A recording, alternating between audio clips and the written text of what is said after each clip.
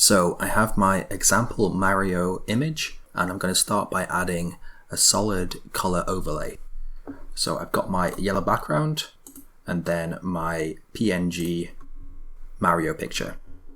So I would recommend that whenever you're going to add some sort of filter, you should duplicate the original layer.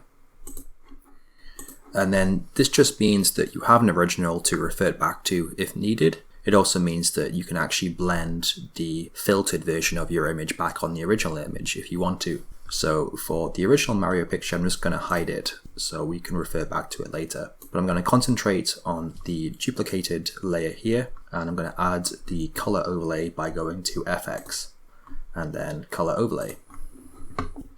And by default, it will add this gray color to it. The opacity should be set to 100% by default. As it is meant to be a color overlay, I would recommend having it to 100. You can obviously put the opacity down, but I consider this to be an effect that is just a block color, so it makes sense to have 100%. What I'm going to do is change the gray to a bit more of an interesting color, so I'll do a red color so it stands out against the yellow background, and just press OK. And I'm just going to inspect the actual image here. So we have the nice outline, and you can see that I have cut out this image previously, so some of the lines are a bit rough. If this does happen, there are a few simple ways to make the outline edges a bit softer. What you can do first of all is go to filter and then blur, and I like to use Gaussian blur. Of course you can add any type of blur that you would prefer. Gaussian blur is typically quite easy to add. You would typically want to add quite a low radius, so around about 0.7 might do. So up close it looks a little bit strange, but if you zoom out, it does help to make more smooth edges. I'm just going to undo that for now.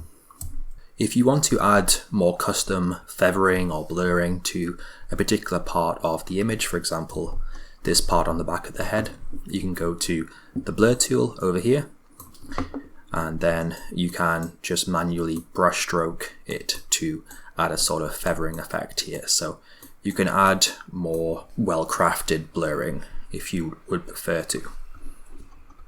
As I mentioned before, we do have two copies of the Mario picture, the new one and the original. And so with this, we can have some fun with the blending mode of the layers.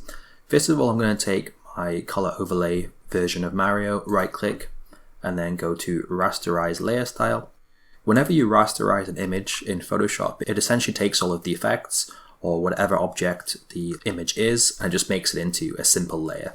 So as you can see on the thumbnail preview, it's taken the color overlay and just made that the actual image itself. So there are no effects on this currently because they have been applied when we rasterized the layer. It means we can now play around with the blending mode of the layer. As you can see, when I preview these, we have some interesting effects. I would say the soft light is quite an interesting one. It does actually give it quite a nice color to it.